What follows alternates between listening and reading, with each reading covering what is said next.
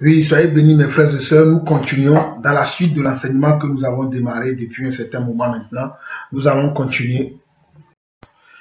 Oui, nous allons continuer l'enseignement. Nous allons continuer. Nous étions arrêtés sur 2 Thessaloniciens 2, verset 4, où nous voyons que l'ennemi essaie de prendre la place de Dieu dans nos vies, dans nos cœurs. Donc nous allons lire également Tite 2, le verset 13, pour continuer. Tite 2, le verset 13 également. Tite 2, le verset 13, Tite 2. Tite 2, le verset 13 qui dit: en attendant la bienheureuse espérance et la manifestation de la gloire de notre grand Dieu et Sauveur Jésus-Christ. Et Tite 2, le verset 13 à 14, bien sûr. Il s'est donné lui-même pour nous afin de nous racheter de toute iniquité et de se faire un peuple qui lui appartienne, purifié par lui et zélé pour les bonnes œuvres. Donc c'est Jésus qui a payé le prix pour vous et moi afin que nous puissions lui appartenir. Il nous a rachetés de la vaine manière dont nous avions l'habitude de vivre avant dans le monde.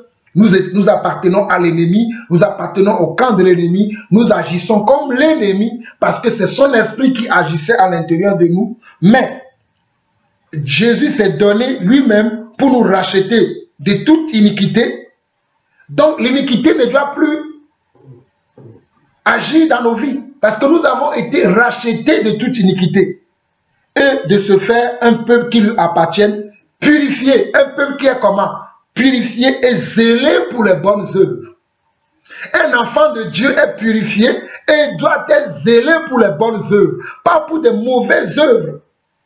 Un enfant de Dieu est purifié et doit être zélé pour les bonnes œuvres et non pour les mauvaises œuvres. Donc toi, mon frère, ma soeur, Jésus t'a purifié. Tu as été purifié pour des bonnes œuvres et non pour les mauvaises œuvres. Tu dois être zélé pour les bonnes œuvres de Dieu que tu dois accomplir maintenant parce que tu appartiens maintenant à Christ. Tu n'appartiens plus à l'autre. Tu n'appartiens plus à Satan. Tu n'appartiens plus au royaume de Satan. Mais tu appartiens maintenant au royaume de Dieu. Donc tu dois être zélé pour le royaume de Dieu. Tes activités doivent être pour le royaume de Dieu. Tous tes efforts doivent être pour le royaume de Dieu. Tous tes accomplissements doivent être pour le royaume de Dieu. Alléluia. Donc, nous devons comprendre que nous sommes toujours dans la délivrance. Donc pour délivrer, nous voyons comment on doit faire. Les processus. Nous sommes dans le processus de la délivrance. Donc nous devons savoir aussi que nous devons faire descendre le Saint-Esprit sur la personne. On doit faire aussi descendre le Saint-Esprit sur la personne. Parce que nous avons vu déjà que nous devons discerner comment? L'esprit. On doit discerner l'esprit qui agit dans la personne. Et la deuxième chose, c'est quoi? C'est chasser l'esprit. La deuxième chose, c'est quoi? C'est chasser l'esprit. La première des choses, c'est d'abord discerner. La deuxième chose, c'est chasser. Et la troisième chose, c'est faire descendre quoi? C'est faire descendre la présence de Dieu dans la vie de la personne. C'est que la personne doit être remplie de l'esprit. On doit faire descendre l'esprit sur la personne. Et la seule façon de faire descendre l'esprit ou la gloire de Dieu sur une personne, c'est pas l'imposition des mains. C'est pas l'imposition des mains ou par le souffle. On souffle sur la personne, le souffle. Par le souffle, on souffle sur la personne pour que la personne puisse recevoir l'onction de Dieu sur sa vie. Pour que la personne puisse recevoir la vie de Dieu en elle. Alléluia. La personne va recevoir par l'imposition des mains, il va recevoir le Saint-Esprit. Ou soit on va souffler sur la personne et la personne peut recevoir le Saint-Esprit. Allons lire, nous l'avons vu, allons lire rapidement Jean chapitre 20, le verset 22. Jean chapitre 20, le verset 22. Nous l'avons déjà lu, mais on va le relire. Jean 20, le verset 22. Après ces paroles, il souffla sur eux et leur dit: recevez le Saint-Esprit. Regardez le verset 23. Ceux à qui vous pardonnerez les péchés, ils leur seront pardonnés. Et ceux à qui vous les retiendrez, ils leur seront retenus. Regardez les apôtres. Le Seigneur va souffler sur eux dans Jean 20, verset 22. Et il va dire: maintenant, puisque j'ai soufflé sur vous, vous avez reçu l'autorité. Vous avez reçu la capacité, la force, la puissance. Voilà ce que vous pouvez accomplir maintenant. Amen. Nous pouvons voir dans Actes chapitre 8 aussi. Ça, c'est pas le souffle, hein, je justifie. Moi, j'ai l'habitude de souffler sur les gens. J'ai pris cette habitude maintenant. Quand je délivre quelqu'un, quand je prie pour quelqu'un, bon, ce n'est pas à tous les coups que je le fais, hein, selon que l'Esprit me conduit. Si l'Esprit me conduit de souffler sur la personne, je souffle sur la personne. Je lui dis, reçois le Saint-Esprit. Va en paix. Sois rempli de joie. Sois rempli de puissance. Selon que l'Esprit me conduit. Ne soyez pas étonnés de ces choses-là. Des fois, les gens sont étonnés. Ah, ils soufflent sur les gens. C'est la magie. Regardez, Jésus a soufflé sur les apôtres. La première des choses que Jésus a fait, quand il a créé l'homme, qu'est-ce qu'il a fait? Il a soufflé dans ses narines. Genèse. Nous sommes dans la Genèse. Dieu a formé l'homme avec la poussière de la terre. Après, il souffla dans ses narines. Il souffla dans ses narines. Souffler. On peut souffler pendant la délivrance. Tu peux souffler même sur quelqu'un. Ton souffle est loin. Ce n'est pas un souffle comme ça, comme d'habitude. C'est un souffle qui est loin pour libérer la personne de l'oppression. Alléluia. Donc on peut lire maintenant aussi Actes chapitre 8. Actes chapitre 8. Actes chapitre 8. Très rapidement. Hein. Ah, j'ai parlé de mon téléphone, mais je suis tellement habitué à ma Bible que je n'arrive même pas à utiliser mon téléphone. Actes chapitre 8, le verset 17. On nous dit que alors Pierre et Jean leur imposèrent les mains et ils reçurent le Saint-Esprit. Donc on peut imposer la main aux gens qui ont besoin de la délivrance. Parce que la personne qui est délivrée doit être remplie d'un autre esprit. Et c'est quel esprit? C'est le Saint-Esprit. Donc on impose la main à la personne, on lui dit, reçois le Saint-Esprit. On impose la main à la personne. Soit on souffle sur la personne, soit on lui impose les mains afin qu'il reçoive l'Esprit. Et toutes ces choses, c'est conduit par le Saint-Esprit, mon frère. Ce n'est pas conduit par la chair, mais le Saint-Esprit lui-même, il va te conduire dans la délivrance de comment tu dois faire, quelles sont les étapes que tu dois respecter avant de délivrer la personne possédée. Nous pouvons aussi donner des paroles ointes aux gens. Les paroles qui sont ointes. Jésus chassait les démons aussi par les paroles qui sont ointes. Amen.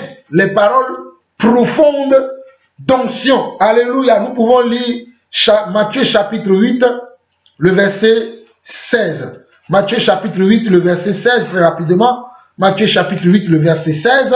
Nous voyons que le soir, on amena auprès de Jésus plusieurs démoniaques. Il chassa les esprits par sa parole et il guérit tous les malades. Donc, il y a des paroles ointes qui vont sortir de nos bouches et ces paroles vont délivrer des gens. Alléluia. Donc, la délivrance, ce n'est pas simplement au nom de Jésus, sors, au nom de Jésus, sors, au nom de Jésus, sors. Non, c'est souvent aussi par des paroles ointes. Le fait d'écouter certaines paroles, la parole peut nous délivrer. Quand on entend ces paroles-là, ces paroles vont faire effet sur ces esprits-là qui sont dans nos vies et ces esprits vont nous quitter. Donc quand nous regardons dans Matthieu 8, le verset 16, on nous dit le soir, on amena auprès de Jésus plusieurs démoniaques. C'est celui qui est possédé d'un démon qu'on appelle un démoniaque. Il chassa les esprits par sa parole et il guérit tous les malades. Donc par la parole, on peut aussi chasser des démons. Par quelle parole? La parole de Dieu. Voilà pourquoi j'ai dit que tout doit être justifié par la parole. Ce n'est pas par les sentiments. Bon, je sens dans mon esprit, non. Ça peut être un esprit de python, ça peut être un esprit de divination. Non, tout doit être conduit par la parole ointe de Dieu. La parole, c'est l'esprit. Car là où est l'esprit, c'est là où il y a la liberté, c'est là où il y a la vérité. Alléluia. Bon, nous pouvons lire également Luc 13, le verset 16. Luc 13, le verset 16, très rapidement. Luc 13, le verset 16. Luc 13, le verset 16. Luc 13, le verset 16 qui dit: et il leur dit cette parabole. Non, je me trompe. Luc 16, le verset 13 qui dit: et cette femme qui est une fille d'Abraham et que Satan tenait liée depuis 18 ans, ne fallait-il pas la délivrer de cette chaîne le jour du sabbat? Là, Jésus parle, il dit, et cette femme, parce que Jésus a délivré une femme le jour du sabbat. Il a délivré par la parole. Donc Jésus va dire, et cette femme qui est une fille d'Abraham aussi, et que Satan tenait liée depuis 18 ans, ne fallait-il pas la délivrer de cette chaîne le jour du sabbat? J'ai choisi ce passage exprès. Pourquoi? Parce que sachant que c'est Satan qui est à l'origine de la possession. Si tu es possédé, peu importe par quel esprit, nous allons voir les esprits après, les esprits démoniaques, nous allons les voir tout à l'heure. Dans quelques minutes, nous allons les voir. Mais c'est Satan qui est à l'origine de cela. Voilà pourquoi Jésus a dit, ne fallait-elle pas délivrer cette femme qui est aussi une fille d'Abraham que Satan tenait liée depuis 18 ans. Donc mon frère, tu peux être à Christ, mais à cause d'un péché que tu as commis dans le Seigneur, un péché non confessé, tu es lié par Satan depuis des années, ne le sais-tu pas? Tu peux être lié, tu pries, tes prières ne font pas d'effet parce que tu n'étais pas d'abord délivré. Tu n'es pas passé par le processus de délivrance. Et tu peux t'auto-délivrer toi-même. On va voir ça tout à l'heure. Comment on peut s'auto-délivrer? On peut s'auto-délivrer nous-mêmes. C'est juste une question de comment? De reconnaissance de son état et d'être franc envers soi-même. Et aussi, on peut parler à des frères, bien sûr, qui peuvent prier pour nous. On peut parler à des sœurs qui peuvent prier pour nous. La délivrance, ce n'est pas simplement l'affaire de ceux qui sont passés. Ce n'est pas simplement l'affaire des gens qui sont dans le ministère. C'est l'affaire de nous tous. Tout chrétien qui est né de nouveau, qui a reçu l'Esprit de Dieu, est capable de pratiquer la délivrance. Je dis bien, toute personne née de l'Esprit de Dieu est capable de pratiquer la délivrance. Est capable de prier pour les gens, pour que les gens reçoivent la délivrance. Parce que Jésus a dit, en mon nom, ce n'est pas dans notre nom personnel que nous le faisons, mais c'est dans le nom du Seigneur Jésus-Christ que nous chassons les esprits, que nous chassons les démons, que nous chassons les esprits impurs. Donc c'est dans le nom de Jésus-Christ. Voilà pourquoi il a dit, en mon nom, vous chasserez les démons. Vous qui avez cru en moi, nous serons capables. Mais bien évidemment, il y a ceux qui sont appelés au ministère qui peuvent aussi le faire parce que cela fait partie de leur mission. Ceux qui sont appelés au ministère, cela fait partie de leur mission. Il y a d'autres personnes aussi qui ne sont pas peut-être appelées au ministère, mais qui ont des dons particuliers, comme le don de parole de connaissance, de parole de sagesse, qui est le don de discernement des esprits. Ces gens-là aussi peuvent chasser les démons. Parce qu'ils ont des dons, ils ont des qualités, ils ont des talents que Dieu leur a donnés. Ils sont plus habilités que nous. Ils connaissent des choses plus que nous. Ils ont certaines habilités que nous n'avons pas. Donc ils peuvent le pratiquer mieux que nous. Il y a aussi ces gens. Mais tout chrétien qui a le désir de chasser un démon, s'il a un désir fort, il croit en Dieu, il pourra le faire. Parce que c'est la volonté de Dieu pour chacun d'entre nous. Amen. Nous pouvons continuer maintenant. Nous pouvons continuer maintenant. Donc, pendant la délivrance, qu'est-ce qu'on doit faire pendant la délivrance? Qu'est-ce qu'on doit faire pendant la délivrance? Lisons Marc 1, le verset 24. Marc 1, le verset 24. Marc chapitre 1, le verset 24. Marc chapitre 1, le verset 24. À ce moment-là, la vidéo peut être un peu sombre. Il y avait le soleil est parti maintenant. La lumière, parce que je n'ai pas mis des jeux de lumière. Vous savez, hein. Marc 1, le verset 24. Ça, ce n'est pas important. Lisons Marc 1, le verset 24. Regardez ce qui est dit ici. Qu'y a-t-il entre nous et toi, Jésus de Nazareth? Tu es venu pour nous perdre. Je sais que tu es le Saint de Dieu. Jésus le menaçant, disant, tais-toi et sors de cet homme. Nous sommes dans Marc 1, le verset 24 et le verset 25. Marc 1, verset 24 et 25. Qu'y a-t-il entre nous Et toi, Jésus de Nazareth, tu es venu pour nous perdre. Je sais qui tu es, le Saint de Dieu. Jésus le menaça, disant, tais-toi et sors de cet homme. Donc, pendant la délivrance, si le démon se met à parler, on n'a pas à discuter avec lui. Je vois souvent des vidéos qui circulent sur le net. Les gens parlent avec le démon. Oui, vous êtes venu à combien? Vous êtes combien? Vous êtes combien de personnes? Ça fait combien d'années que vous êtes là? Vous faites quoi? Attends, le démon, ce n'est pas ton copain. Le démon, ce n'est pas ton ami. Tu le chasses. Un point, c'est tout. Voilà pourquoi les gens sont toujours possédés. Nous devons confronter les démons. Au nom de Jésus, nous les chassons. Pour qu'ils débarrassent la vie des gens. Pour qu'ils sortent de la vie des gens. Nous sommes là à discuter avec les démons. On ne discute pas avec un démon. On le chasse. Nous avons lu ici dans Marc 1, le verset 25, que Jésus le menaçant disant, tais-toi. Il n'a pas dit continuer à parler. Comme comme je vois aujourd'hui, les prophètes, les apôtres, les évangélistes, les pasteurs de nos jours, avec le micro, ils donnent même au micro aux démons. Parle.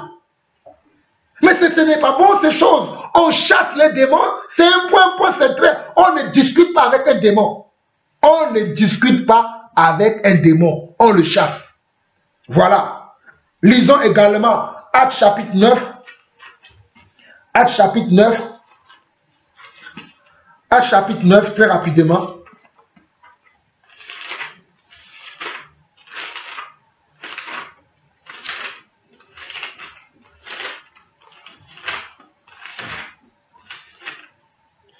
Verset 13. Seigneur, j'ai appris de plusieurs personnes tous les maux que cet homme a fait à tes saints dans Jérusalem. Et il a ici des pouvoirs de la part des principaux sacrificateurs pour lier tous ceux qui invoquent ton nom. Mais le Seigneur lui dit, va, car c'est un instrument, car cet homme c'est un instrument que j'ai choisi pour porter mon nom devant les nations, devant les rois et devant les fils d'Israël. Et je lui montrerai tout ce qu'il doit souffrir pour mon nom. Donc, nous avons une mission. La mission, c'est de chasser les démons. Pourquoi j'ai choisi ce passage? Dans ce passage, Étienne voulait discuter avec le Seigneur. Le Seigneur lui donne une mission à accomplir. Mais Étienne était là à savoir, oui, cet homme, voilà ce qu'il a fait dans sa vie. Il voulait parler avec le Seigneur.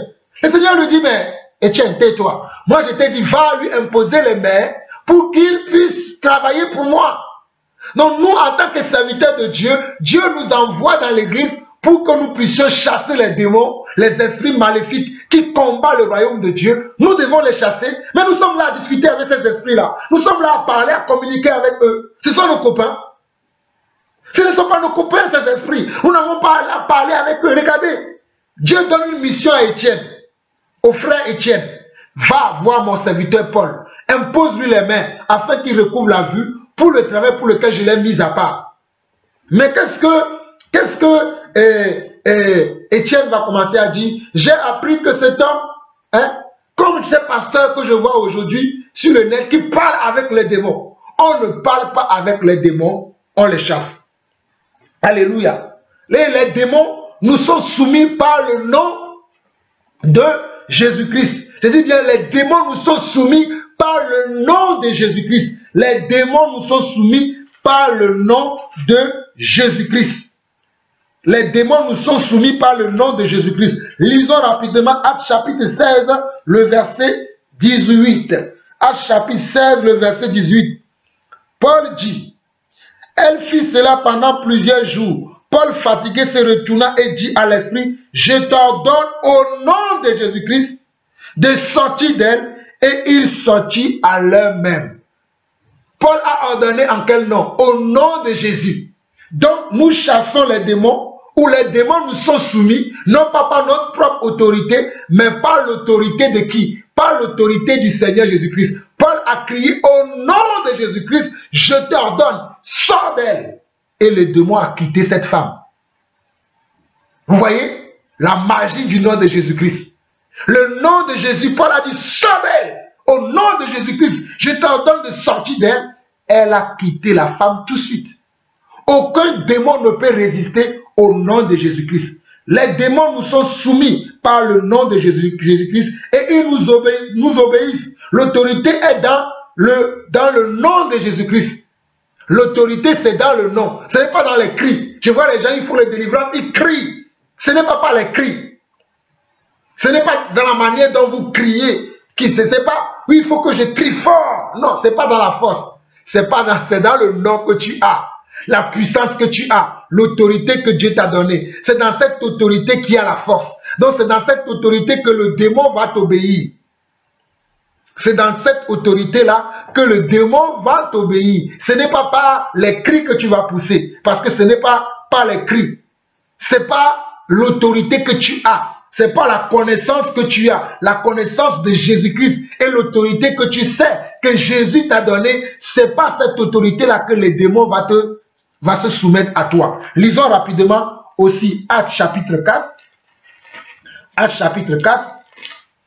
Actes chapitre 4. Rapidement. Actes chapitre 4. Actes chapitre 4, le verset 12. Actes chapitre 4, le verset 12 dit que il n'y a de salut en aucun autre, car il n'y a sous le ciel aucun autre nom qui ait été donné parmi les hommes par lesquels nous devions être sauvés. Donc le nom qui a été donné par lequel nous pouvions être sauvés, c'est le nom de Jésus-Christ. Donc peu importe que tu dis à voix basse, que tu dis même dans ta tête, c'est pas le nom par lequel tu parles, la connaissance que tu as de ce nom, la révélation que tu as de ce nom, l'autorité que tu sais qu'il y a dans ce nom. Si tu parles par cette autorité, le démon va se calmer. Mes frères, mais je ne suis pas en train de dire qu'on ne doit pas crier, hein, parce que des fois le Seigneur, l'Esprit nous conduit à prier fort. Ça peut arriver. Qu'on prie très fort, qu'on crie même dans la prière. Oui, ça peut arriver. Mais je dis simplement que ce n'est pas... Il ne faut pas penser que si quand je fais la prière de délivrance, quand je vais délivrer quelqu'un, je suis obligé de crier fort. Non. Ce n'est pas dans la force de tes cris. La force, c'est dans le nom de Jésus. Ce n'est pas dans la force de ta personne. La force, c'est dans le nom de Jésus. C'est dans l'autorité que Jésus t'a donnée. La force se trouve dans l'autorité que Jésus t'a donnée. Ce n'est pas dans tes cris. La force se trouve dans l'autorité que Jésus t'a donnée. Nous bénissons le Seigneur. On peut aussi exposer les démons en les liant. On lie les démons. On ne lui laisse pas la place. Permettez-moi, il fait un peu sombre chez moi parce que je n'ai pas mis les lumières. Je vais allumer au moins une lumière. Merci, hein, merci pour la permission. Ça me permet de pouvoir bien lire parce que je ne voyais plus rien, donc j'avais du mal à lire. Donc, on peut aussi exposer les démons en les liant. Donc, j'ai dit que nous devons lire Marc 3, le verset 27. Marc 3, lisons le Marc 3, le verset 27. Marc 3, très rapidement, Marc 3, le verset 27. Donc, on nous dit, personne ne peut entrer dans la maison d'un homme fort et piller ses biens sans avoir auparavant lié cet homme fort. Alors, il pillera sa maison. Regardez le verset 28. Je vous le dis en vérité, tous les péchés seront pardonnés aux fils des hommes et les blasphèmes qu'ils auront proférés. Mais quiconque blasphémera contre le Saint-Esprit n'obtiendra jamais le pardon. Il est coupable d'un péché éternel. Donc on peut aussi chasser les démons en les liant. Donc nous avons vu à Marc 3 le verset 27 qu'on peut chasser les démons en les liant. Mais pourquoi j'ai lu la suite? La suite, c'est qu'aujourd'hui, les gens font des choses qui ne sont pas de Dieu. Ils vont dire que c'est de Dieu. Voilà pourquoi la suite dit que le verset 28, verset 29 dit, je vous le dis en vérité, tous les péchés seront pardonnés aux fils des hommes et les blasphèmes qu'ils auront proférés. Mais quiconque aura blasphémé contre le Saint-Esprit n'obtiendra jamais de pardon. Il est coupable d'un péché éternel. Donc quelqu'un peut être en train de pratiquer une délivrance. Parce que c'est souvent là où les gens, on peut blasphémer contre le Saint-Esprit si on ne fait pas attention. La personne qui pratique la délivrance, le Seigneur peut le conduire à parler avec une certaine autorité. à faire une certaine action. Toi, tu vas dire, mais pourquoi il fait ça? C'est dans le nom de Jésus. Est-ce que Jésus a dit de faire ça? Moi, je ne vois pas Jésus faire ça. Et on commence à faire tout un sketch autour de la délivrance. On commence à dire plein de choses. Faisons attention. Si ce n'est pas le Seigneur qui te conduit et que tu dis des choses contre la personne, alors que c'est l'esprit qui conduit la personne, tu es en train de pécher contre Dieu. Même à attribuer cette délivrance-là à Satan, que non, je suis sûr que c'est l'esprit de Python qu'il utilise. Je suis sûr que c'est l'esprit de divination qu'il utilise. Je suis sûr que c'est tel esprit qu'il utilise. Faisons attention. On doit faire attention dans notre manière de juger les choses. C'est aussi par manque de méconnaissance des choses, manque de connaissance aussi, que nous avons des fois cette attitude-là, où nous avons toujours des commentaires. Nous faisons toujours des commentaires sur certaines choses. Évitons de faire certains commentaires quand nous ne comprenons pas certaines choses. Je ferme cette petite parenthèse, mais comprenez qu'on peut aussi chasser les démons à les liant. Voilà pourquoi Jésus envoyait les démons dans les lieux arides. Maintenant, nous allons avancer très rapidement maintenant. Nous allons avancer très rapidement. Les conditions qu'une personne doit réunir pour chasser un démon. C'est-à-dire celui qui veut aller délivrer quelqu'un, celui qui veut aller prier pour quelqu'un pour que la personne soit délivrée du démon. Quelles doivent être ces conditions? La première, c'est que la personne doit avoir la foi et la conviction que ce qu'il fait vient de Dieu. Et c'est comme ça qu'il doit le faire. La première condition, c'est que la personne doit avoir la foi en Dieu. Lisons rapidement 1 Corinthiens 9, verset 26. Si tu n'as pas foi en Dieu, ne va pas dire que tu veux pratiquer la délivrance. Je dis la personne doit avoir la foi en Dieu et la conviction de ce qu'il fait. Il doit avoir une conviction que ce qu'il fait, c'est comme ça qu'il doit le faire. Sinon, ce n'est pas la peine d'aller dire que je vais chasser les démons. 1 Corinthiens 9, verset 26 qui dit ceci. Moi donc, je cours non pas comme à l'aventure, je frappe non pas comme battant l'air.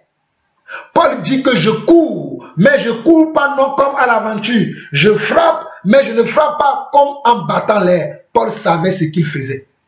Alléluia. Donc celui qui veut aller délivrer quelqu'un, veut prier pour quelqu'un, il doit savoir ce qu'il fait. Il doit être capable de savoir que ce qu'il fait, c'est la volonté de Dieu. C'est Dieu qui lui demande de faire cela. Ça, c'est très important.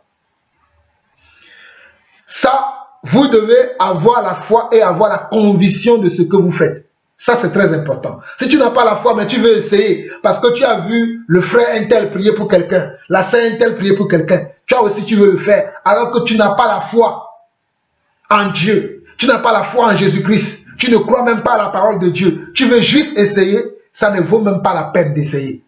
Amen. La deuxième condition, vous devez être soumis à des règles d'autorité spirituelle.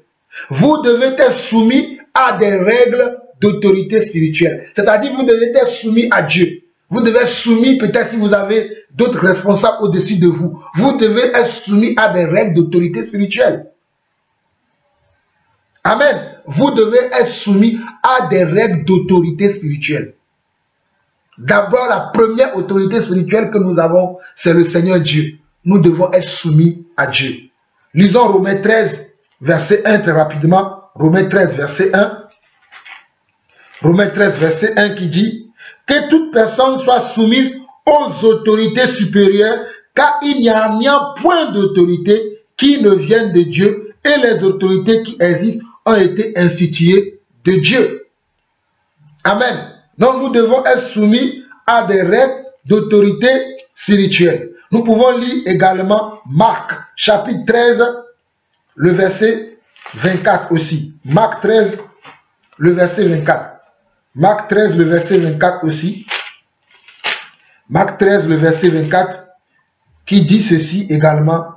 Mais dans ces jours, après cette détresse, le soleil s'obscurcira, la lune ne donnera plus sa lumière, les étoiles tomberont du ciel et les puissances qui sont dans les cieux seront ébranlées. Alors on verra le Fils de l'homme venant sur les nuées avec une grande puissance et avec gloire. Donc le ciel et la terre sont soumis à l'autorité de Dieu. Nous pouvons lire Marc 13, verset 24 à verset 25. Je veux dire qu'il y aura un moment donné, la terre, l'acte sur lequel nous vivons, est soumis à l'autorité de Dieu.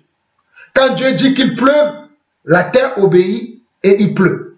Quand Dieu dit qu'il neige, le ciel obéit et il neige. Alléluia. Donc, on nous dit, mais dans ces jours-là, après cette détresse, le soleil s'obscurcira, la lune ne donnera pas sa lumière, les étoiles tomberont du ciel et les puissances qui sont dans les cieux seront ébranlées. Alors on verra le Fils de l'homme venant sur les nuées avec une grande puissance et avec gloire. Ça veut dire que même l'humain, le globe sur lequel nous vivons, la terre dans laquelle nous vivons est soumis aux lois spirituelles, est soumis à Dieu, est soumis à la volonté de Dieu. Donc nous devons être soumis aux règles de l'autorité spirituelle. La terre est soumise à Dieu. Quand Dieu parle, la terre obéit. Donc nous aussi, nous devons nous soumettre à Dieu. Car toute autorité vient de Dieu. Si tu vis dans une assemblée, tu dois être soumis au conducteur de l'assemblée. Si tu as un problème avec le conducteur, va voir le conducteur, tu parles avec lui. Tu lui dis, mon frère, j'ai tel problème avec toi. Ma soeur, j'ai tel problème avec toi. J'ai 16 ans de problème avec toi. Vous devez être soumis à ces règles-là. Sinon, quand vous allez prier, vos prières ne seront pas efficaces. Si vous n'êtes pas soumis aux règles d'autorité, vous allez prier, mais vos prières ne seront pas efficaces. C'est toi qui critiques souvent ton pasteur. Tu critiques souvent ton homme de Dieu. Tu critiques souvent la personne que Dieu a mis devant toi pour te conduire. Après, tu l'invites chez toi pour qu'il prie pour toi. Tu penses que sa prière sera efficace? Les règles. Il y a des règles dans le royaume de Dieu. Les gens qui allaient vers Jésus-Christ et demandaient à Jésus de prier pour eux ne critiquaient pas Jésus. Voilà pourquoi quand Jésus disait quelque chose, ça arrivait tout de suite dans leur vie. Vous allez voir que ceux qui critiquaient Jésus, Jésus n'arrivait pas à faire grand-chose chez eux. Dans sa propre patrie, les gens n'ont pas cru en lui. Jésus n'a pas pu faire de miracles dans sa patrie. Parce que ce sont des gens qui ruminaient, qui critiquaient Jésus, qui parlaient mal de lui. Jésus n'a pas pu faire grand-chose pour eux. Mais si les gens qui ne critiquent pas Jésus, ils viennent à Jésus, Seigneur, aie pitié de nous. Si Jésus donne une parole, la parole fait effet chez eux. Oh Jésus, prie pour moi, mon fils est malade. Va, ta fille est guérie, ton fils est guéri. Instantanément, la guérison, la délivrance arrive parce que ce sont les gens qui sont soumis à des règles d'autorité. Ils savent que la personne qu'ils suivent là, c'est lui qui a l'autorité pour ça. Ils lui sont soumises. Ils lui écoutent, ils lui obéissent. Mais quand on n'obéit pas, on ne verra pas la puissance de Dieu agir. Regardons rapidement dans Matthieu 12, le verset 53 au verset 58. On nous dit, lorsque Jésus eut achevé ses paraboles, il partit de là, s'étant rendu dans sa patrie. Il enseignait dans la synagogue de sorte que ceux qui l'entendirent étaient étonnés et disaient, d'où lui viennent cette sagesse et ces miracles? N'est-ce pas le fils du charpentier? N'est-ce pas Marie qui est sa mère? Jacques, Joseph, Simon et Jude ne sont-ils pas ses frères? Et ses sœurs ne sont-elles pas parmi nous? D'où lui viennent toutes ces choses? Et ils étaient pour eux une occasion de chute. Mais Jésus leur dit, un prophète n'est méprisé que dans sa patrie et dans sa maison. Et il ne fit pas beaucoup de miracles dans ce lieu à cause de leur incrédulité. Alors lorsque nous ruminons, lorsque nous parlons derrière les gens des fois, c'est peut-être à cause de notre incrédulité. Parce que nous ne croyons pas à la grâce de la personne. Nous ne croyons pas aux dons et talents de la personne. Nous ne croyons pas aux capacités que Dieu a mis à la personne. Alors nous parlons derrière la personne. Cela fait de nous que nous ne sommes pas soumis à l'autorité de Dieu. Si c'est le frère qui parle comme ça, si c'est la sœur qui parle comme ça, c'est que c'est lui que Dieu a choisi. Je dois me soumettre à lui. Donc il y a une question de soumission aussi dans la maison de Dieu. Nous devons nous soumettre les uns les autres. La parole de Dieu dit, soumettez-vous les uns aux autres. Nous devons nous soumettre les uns aux autres. Mais il y a aujourd'hui certaines personnes qui veulent qu'on se soumette à eux, mais eux, ils ne veulent pas se soumettre aux autres. Si tu ne veux pas te soumettre aux autres, tu ne pourras pas être efficace dans la délivrance. Les démons ne te seront pas soumis parce que les démons sauront que tu es un rebelle. Et les démons ne se soumettent pas aux rebelles parce qu'ils sont eux-mêmes des rebelles. Vous comprenez la liaison? Les démons, ce sont des rebelles. Ils ne veulent pas se soumettre à Dieu. Donc, toi qui ne se soumets pas à Dieu, tu viens les chasser, ils ne vont pas t'obéir. Ils savent que toi-même, tu es un rebelle. Tu fais partie de leur camp. Ils vont dire, mais attends, toi tu viens nous chasser. Ils ne vont pas te soumettre. Donc, la soumission aux autorités que Dieu a placées devant nous, soit le pasteur qui nous conduit, le frère qui nous conduit, le conducteur que Dieu a mis devant nous, est très important. Aujourd'hui, dans l'église, il y a trop d'impolitesse. Les gens ne respectent plus les anciens. Ils ne sont plus soumis aux anciens. Ils parlent comme ils veulent aux anciens. Ils n'ont aucun respect pour les anciens. Il y a de la familiarité, voilà. La familiarité est arrivée dans l'église aujourd'hui. On ne considère plus nos aînés dans la foi. Ceux qui nous enseignent la parole, on peut même les critiquer. On peut même les insulter. Cela ne veut pas dire qu'on ne doit pas parler des choses mauvaises que nos conducteurs font. On peut parler. Voilà pourquoi il est préférable d'aller parler avec les gens. Moi, j'aime parler. J'aime beaucoup parler avec les gens. Je parle. Si je vois qu'on n'est pas d'accord, je te laisse. Moi, je vais aussi faire mes affaires. Vaut mieux laisser les gens faire les affaires que d'être là et d'être on appelle ça la médisance. Que d'être dans la médisance. Tu es là, mais tu sais que tu n'es pas vraiment soumis à l'autorité de la personne. Mais tu veux que la personne prie pour toi. Mon frère, ma soeur, c'est très dangereux. Et même toi qui as l'autorité qui va aller prier, tu n'es même pas soumis à Dieu. Dieu te demande des choses, tu ne le fais pas. Tu veux aller chasser un démon, le démon ne va pas te respecter. Alléluia, le démon ne va pas te respecter. Lisons dans Actes chapitre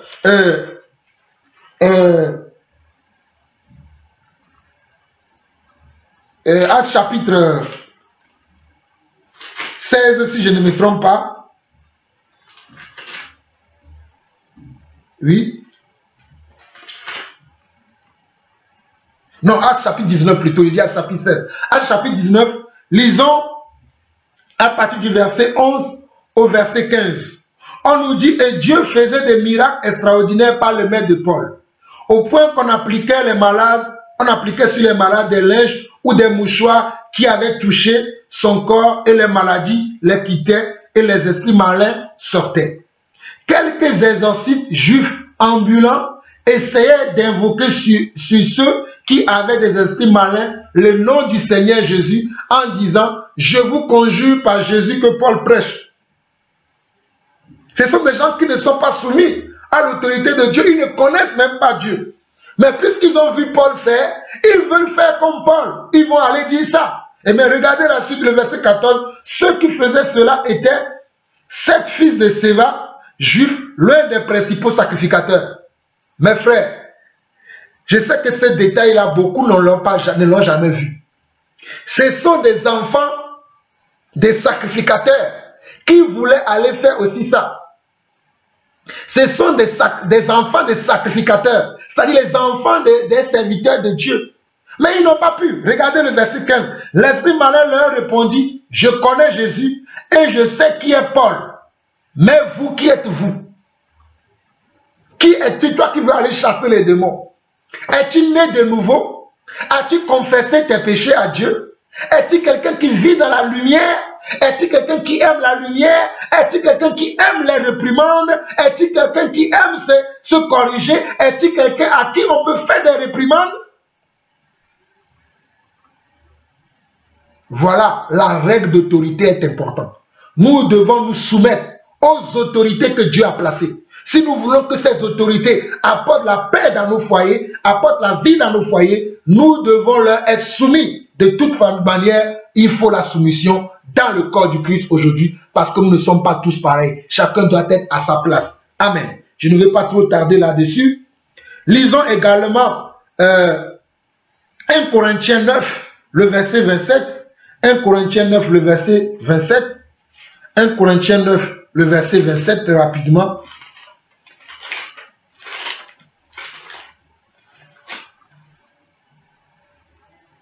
« 1 Corinthiens 9, le verset 27 dit « Je traite durement mon corps et je le tiens assujetti, de peur d'être moi-même désapprouvé après avoir prêché aux autres.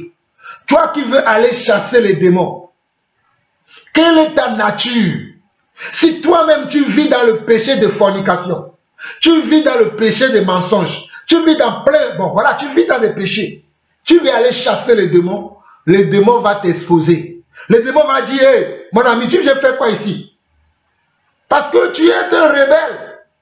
La rébellion c'est quoi? Le rebelle c'est qui? La rébellion c'est celui qui ne se soumet pas à Dieu. C'est celui qui ne se soumet pas à la volonté de Dieu. Il est rebelle. Selon Ephésiens 2. Ephésiens 2, le verset 1 à 3 parle de cela. Nous étions tous des rebelles. Nous vivons chacun selon ses propres voies. Nous avons nos voies. Nous marchons dans nos propres chemins. Et après, le Seigneur est venu à nous. Il nous a appelés pour que nous puissions marcher maintenant dans ses voies. Il nous a attirés à lui afin que nous marchions dans sa volonté. Donc Paul dit, je traite durement mon corps. Il y a des gens qui sont dans le corps du Christ. Ils ne traitent pas durement leur corps. Ils ne traitent pas durement leur vie. Mais ils veulent chasser les démons. Hey, tu ne pourras pas chasser un démon si tu n'es pas toi-même déjà mort à toi-même. Il faut apprendre toi-même à mourir à toi-même, à crucifier ta chair. Si tu n'as pas encore crucifié ta chair, tes délivrances seront dures. Quand tu vas délivrer quelqu'un, les délivrances seront dures pour toi. Parce que le démon ne va pas t'obéir. L'esprit ne va pas t'obéir. L'esprit impur qui est dans la personne, il ne va pas t'obéir. Parce qu'il sait que toi-même, tu n'es pas soumis à la volonté de Dieu. Parce qu'il sait que toi-même, tu n'es pas obéissant à la volonté de Dieu. Parce qu'il sait que toi-même, tu es un rebelle. Voilà. La rébellion n'est pas de Dieu. Nous devons nous soumettre à la volonté de Dieu. C'est très important. Lisons également 1 Timothée 5, 1 Timothée 5, le verset 22. 1 Timothée 5, le verset 22. 1 Timothée 5, le verset 22. Ce sont des choses qui sont très importantes. 1 Timothée, chapitre 5, le verset 22 qui dit, n'impose les mains à personne avec précipitation et ne participe pas au péché d'autrui toi-même. Conserve-toi pur. Ce point-là est très capital. Les gens sont pressés d'aller imposer les mains aux gens. Oui, tel est possédé, je dois prier pour lui. Tel est possédé, je dois prier pour lui. Tel est, mes frères et sœurs, la Bible déclare, n'impose pas les mains aux gens avec précipitation. Pourquoi? Nous devons avoir une grande compassion pour la personne pour laquelle nous voulons prier, prête à passer du temps avec la personne. Nous devons avoir ça. Mais avant d'imposer la main à la personne, nous devons connaître l'état spirituel de la personne. Voilà pourquoi il est tellement important d'être conduit par l'esprit. Parce que tu peux vouloir aller imposer les mains à quelqu'un, mais tu vas sortir avec des esprits. Croyez-moi. Je parle du terrain. Ça, ce sont des choses que nous avons vues. Tu vas aller chasser les démons dans la vie de quelqu'un. La première des choses que tu dois savoir, tu dois avoir une grande compassion pour la personne. Il ne faut pas commencer à juger la personne. Tu es comme ça parce que tu as commencé tel péché, tu as fait tel péché, ce n'est pas ça. Tu dois avoir une grande compassion pour la personne, mais il faut d'abord faire un travail dans la vie de la personne avant de prier. Avant de prier, il faut un travail. Il faut un travail approfondi. Il faut un travail vraiment très approfondi dans la vie de la personne qui a besoin de la délivrance. Voilà pourquoi Paul dit, n'imposez pas les mains aux gens avec précipitation. On n'impose pas les mains aux gens avec précipitation. Des fois, les gens, ils me parlent, ils voient que le frère n'impose pas la main. Ils sont choqués. Non, je ne suis pas un distributeur d'imposition des mains. Mes frères et sœurs, je ne suis pas un distributeur d'imposition des mains. Je suis un serviteur de Dieu. Donc je vais me laisser conduire par Dieu. Je vais suivre les règles que Dieu m'a données dans le royaume. Il y a des règles dans le royaume. Il y a des façons de faire dans le royaume. Il y a des manières de faire dans le royaume. Je vais suivre ces processus-là, un à un. Il y a un état que la personne qui veut avoir la délivrance, il y a un état qu'il doit avoir. Je dis bien, la personne qui veut avoir la délivrance doit passer par un processus. Il y a un processus. La première, c'est que la personne doit être honnête. La personne qui veut avoir la délivrance doit être honnête. Ceux qui me connaissent savent, ceux avec qui j'ai déjà prié dans plusieurs sortes de délivrance, vous allez voir que je pose souvent beaucoup de questions. Parce que je veux savoir si tu es honnête avec toi-même. Sinon nous allons prier, il n'y aura rien. Mon frère, si tu as prié pour quelqu'un, sans passer par le processus de délivrance, parce qu'il y a un processus de délivrance. Si tu ne passes pas le processus de délivrance, tu pries pour quelqu'un, la personne peut avoir toujours le démon en lui parce que tu n'es pas passé par le processus. Il y a un processus et il y a un état. La personne qui veut être délivrée doit d'abord être dans l'honnêteté. Il doit être dans l'honnêteté. L'honnêteté, ça veut dire quoi? Reconnaître sa condition, reconnaître ses péchés. Voilà ce que je veux dire. La personne doit être honnête. Il doit reconnaître sa condition et il doit reconnaître ses péchés. Lisons très rapidement le psaume 32. Le psaume 32. Pour ce point, David est un modèle pour moi. J'aime beaucoup confesser mes péchés. Comme David, j'ai appris ça avec David. Hein? Je suis un pécheur. Hein? Ah, voilà, les gens ils pensent que je suis déjà saint. Non, je suis un pécheur. Je demande pardon à Dieu quand je pêche. Voilà. Dans le psaume 32, David dit, verset 1 à verset 5. Heureux celui à qui les transgressions est remise, à qui le péché est pardonné. Heureux l'homme à qui l'Éternel n'impute pas l'iniquité, et dans l'esprit duquel il n'y a point de fraude. Tant que je me suis tu, mes os se consumaient. Je gémissais toute la journée, car nuit et jour, ta main s'appesantissait sur moi. Ma vigueur n'était plus que sécheresse comme celle de l'été. Regardez verset 5. Je t'ai fait connaître mon péché, je n'ai pas caché mon iniquité. J'ai dit, j'avouerai mes transgressions à l'Éternel et tu as effacé la peine de mon péché. Je répète le verset 5. Je t'ai fait connaître mon péché, je n'ai pas caché mon iniquité. J'ai dit, j'avouerai mes transgressions à l'Éternel et tu as effacé la peine de mon péché. Voilà, celui qui veut être délivré, celui qui cherche la délivrance, si c'est un frère, si c'est une sœur en Christ, la première des choses, c'est reconnaître son état, être honnête dans son état, reconnaître ses péchés.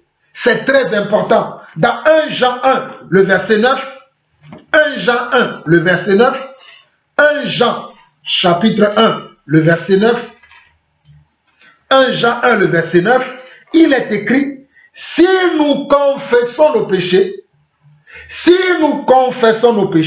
il est fidèle et juste pour nous les pardonner et pour nous purifier de toute iniquité. Donc nous devons confesser nos péchés.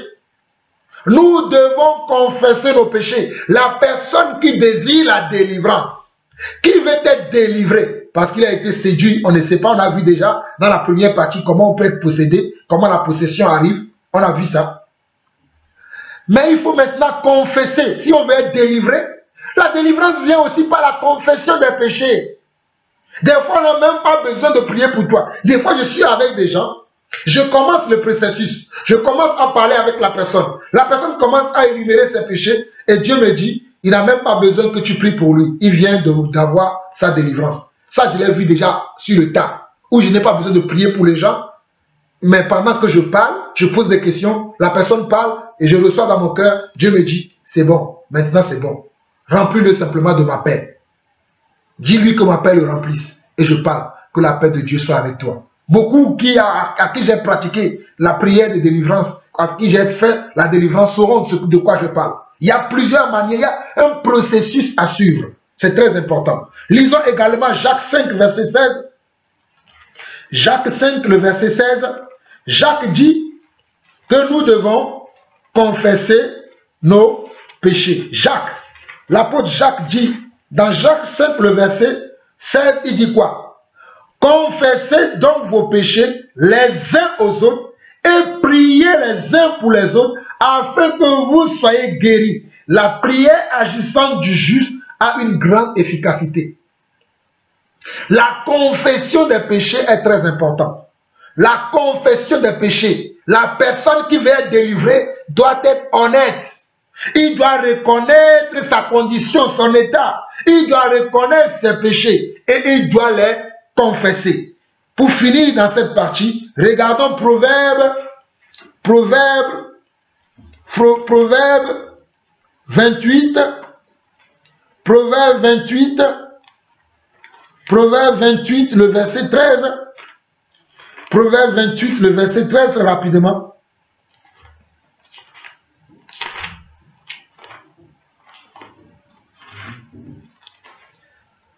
Ah, que Dieu m'aide à savoir utiliser toutes ces choses. Proverbe 8, verset 13. Proverbe 28, le verset 13 dit ceci. Celui qui casse ses transgressions ne prospère point, mais celui qui les avoue et les délaisse obtient miséricorde. Celui qui cache, la plupart des enfants de Dieu qui sont encore possédés aujourd'hui, qui vivent encore sous l'emprise des esprits, c'est parce qu'ils ont caché les transgressions. Mais la Bible dit que celui qui confesse et les délaisse, il y a la confession, mais il y a aussi délaisser. On doit confesser, mais on doit aussi délaisser. Il y a des gens qui confessent, mais ils ne délaissent pas. Non, on doit confesser et on doit délaisser. Il faut les deux. Il faut confesser et délaisser le péché. J'ai une chose que je fais. Lorsque Dieu m'a mis à cœur de prier pour quelqu'un dans une situation et que je sais que la situation dans laquelle la personne s'est retrouvée, ce sont ces genres de pratiques, c'est telle pratique qui a amené la personne dans cet état. Lorsque je prie avec la personne, quand je finis, je dis à la personne, tu dois abandonner maintenant cette façon de vivre. Tu dois abandonner, c'est-à-dire ce qui a été la porte ouverte dans ta vie pour que tu sois possédé par tel esprit, tel esprit, tel esprit. J'explique à la personne, si tu veux avoir maintenant la paix, tu dois abandonner cette façon de vivre. Un jour, je parlais avec une sœur qui avait un problème particulier avec l'esprit de séduction. Ce que je parle là, ça doit dater de 4 ans. Je dis à la sœur, on a prié, la prière est finie. Je dis à la sœur, tu dois arrêter maintenant de mettre certains habits, de parler de certaines manières, de fréquenter certains endroits. La sœur a trouvé ça dur. Mais je rends grâce à Dieu. Elle a trouvé ça dur, mais elle a obéi. Aujourd'hui, quand je vois cette sœur, je rends grâce à Dieu. Elle a beaucoup transformé. C'est très important que nous obéissons à la voix de Dieu. Nous devons avoir la volonté, la personne qui veut se délivrer, qui veut la délivrance, doit avoir la volonté de se débarrasser de l'action démoniaque dans sa vie. La personne doit vouloir la seigneurie de Jésus-Christ dans sa vie. J'insiste, la personne doit vouloir la seigneurie de Jésus-Christ dans sa vie. Voilà pourquoi beaucoup de personnes sont encore possédées parce qu'ils sont dans l'église. Parce qu'ils ne veulent pas la seigneurie de Jésus dans sa vie. Quand je dis la seigneurie, il y a des gens dans certains domaines, ils sont très faciles. On va dire, bon, on ne m'a pas. Elle dit, moi je ne m'a pas. Mais on dit, tu dois mettre le voile quand tu pries. Tu ne veux pas. Tu n'es pas soumis à la seigneurie de Jésus-Christ. On te dit, ne mets plus de faux cheveux, les faux cheveux que vous mettez sur la tête. Tu ne veux pas. Tu n'es pas encore soumis à la seigneurie de Jésus-Christ. On te dit, ne mets plus le rouge à lèvres. Tu ne veux pas. Tu n'es pas soumis à la seigneurie de Jésus-Christ. Je dis bien, la personne qui veut la délivrance doit totalement être soumise à la seigneurie de Jésus-Christ. C'est-à-dire, Jésus doit dominer dans tous les domaines de ta vie. Jésus doit être le maître dans tous les domaines de ta vie. Il y a des gens, il y a des domaines de leur vie, il y a la seigneurie de Jésus-Christ dans ces domaines-là. Mais dans certains domaines, Dieu n'est pas le Seigneur de leur vie. Par exemple, je prends le domaine des finances. Il y a des gens dans l'église, ils ne peuvent jamais ne serait-ce que donner un centime à un frère. Ils sont tellement attachés à leur argent. Ils n'ont pas le don de libéralité. Ils n'aiment pas donner. Ils n'aiment pas donner. Au moins, ils voient un frère dans le besoin. Même ne serait-ce que de donner 10 centimes, tu vas voir le frère là, il ne voudra pas. Son argent, c'est qu'à lui. Il ne veut pas bénir les autres. Mon frère, ma soeur, prends un peu ton argent, va bénir un frère. Tu vas voir la délivrance dans ta vie. Prends un peu ton argent, soutiens l'œuvre de Dieu quelque part. Prends un peu ton argent, va soutenir un frère, va soutenir un pauvre, va soutenir quelqu'un quelque part. Bon, ce sont des exemples. Je veux simplement dire que le Seigneur doit dominer dans toute ta vie. Il n'y a pas de domaine où tu dois garder, tu dois dire ce domaine-là, je ne le laisse pas à Dieu. Dieu doit être le maître dans tous les domaines de ta vie si tu veux avoir une délivrance totale et complète dans ta vie. Lisons rapidement 1 Corinthiens 10, le verset 21. 1 Corinthiens 10, le verset 21.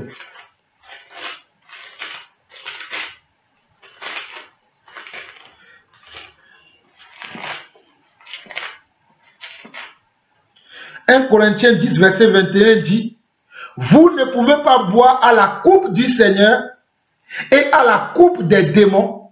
Vous ne pouvez pas participer à la table du Seigneur et à la table des démons. » Toi, tu viens à l'église, tu veux la délivrance. On te dit, mon frère, arrête avec les chemises trop collées.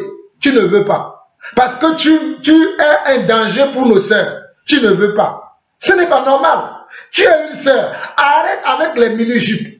Arrête avec les rouges à lèvres. Arrête avec les faux cheveux. Arrête avec les tenues trop serrées. Tu ne veux pas. Est-ce que tu veux appartenir à Dieu ou pas? On ne peut pas boire à la coupe du Seigneur et boire aussi à la coupe de l'ennemi. On doit choisir notre camp. Nous devons choisir notre camp. Soit nous sommes dans le camp de Dieu, nous avançons avec le Seigneur, soit nous sommes dans le camp de l'ennemi. Mais nous devons choisir la bonne part. Et la bonne part, c'est le camp du Seigneur. Alléluia. C'est très important. On ne peut pas boire. 1 Corinthiens 10, verset 21. Vous ne pouvez pas boire à la coupe du Seigneur et à la coupe des démons. Vous ne pouvez pas participer à la table du Seigneur et à la table des démons. Verset 22. Voudrons-nous provoquer la jalousie du Seigneur? Sommes-nous plus forts que lui? Non. Donc nous devons nous soumettre à l'autorité de Dieu, à la seigneurie de Jésus-Christ. Nous devons renoncer aux choses par lesquelles l'activité démoniaque est entrée. Nous devons renoncer aux choses par lesquelles l'activité démoniaque est rentrée. Si avant tu étais comment? Une prostituée, tu arrêtes la prostitution.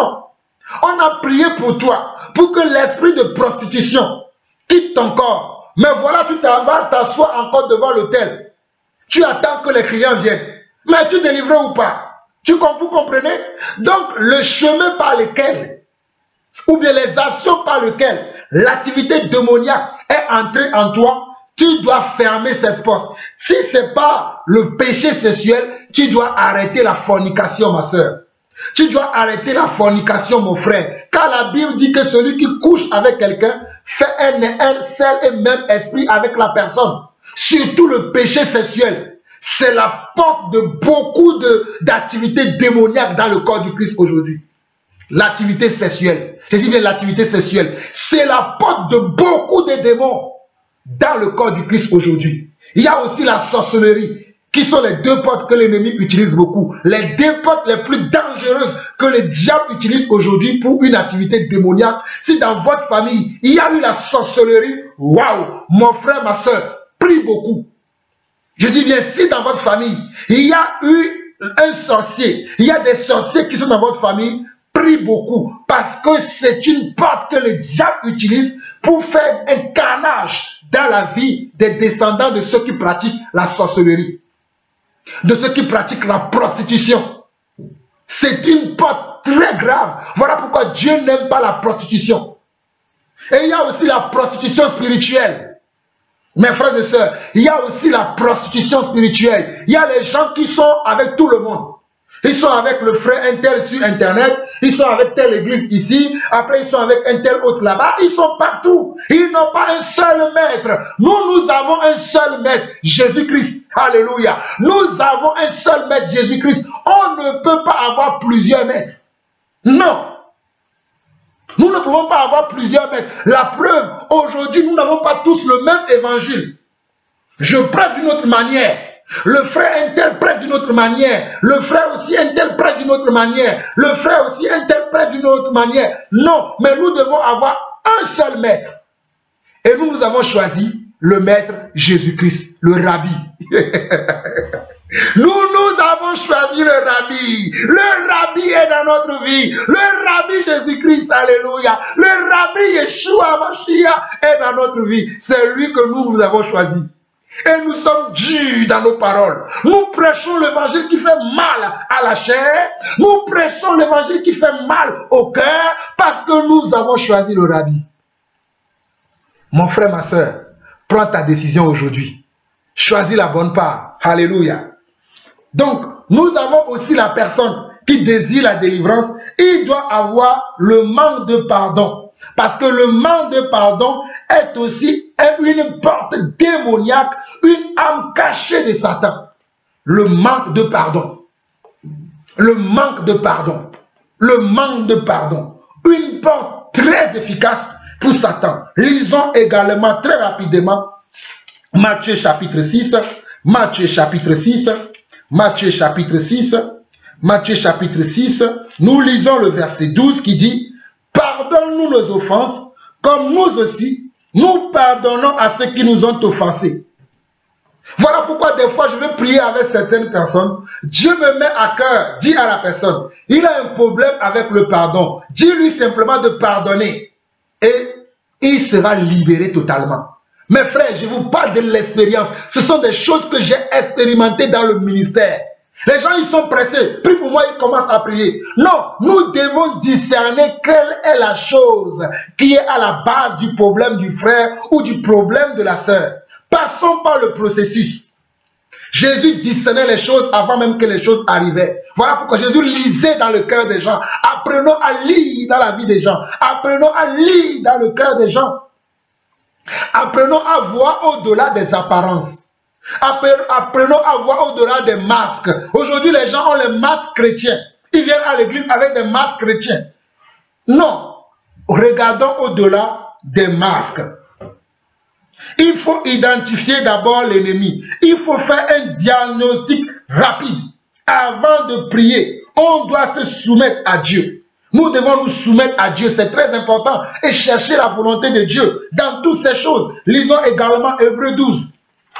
Hébreux 12 très rapidement. Avançons très rapidement pour finir. On va partager encore quelques petits passages là. Et pour finir, en beauté. Alléluia. Soyez bénis. Soyez bénis mes frères. Soyez bénis. Amen. Soyez bénis. Amen. Soyez tous bénis. Hébreux 12. Le verset 15 qui dit, Hébreux chapitre 12, le verset 15, qui dit ceci: veillez à ce que personne ne se prive de la grâce de Dieu, à ce qu'aucune racine d'amertume poussant des rejetons ne produise du trouble et que plusieurs n'en soient infectés. L'amertume, on doit aussi sortir de l'amertume. Les gens sont amers. Celui qui est amer, rien de bien ne sort de lui. Rien de bon ne sort de lui. Jacques dira, on va lire ça. Jacques chapitre 4. L'amertume. Oh, alléluia. L'amertume. Débarrassons-nous de l'amertume. Jacques chapitre 4.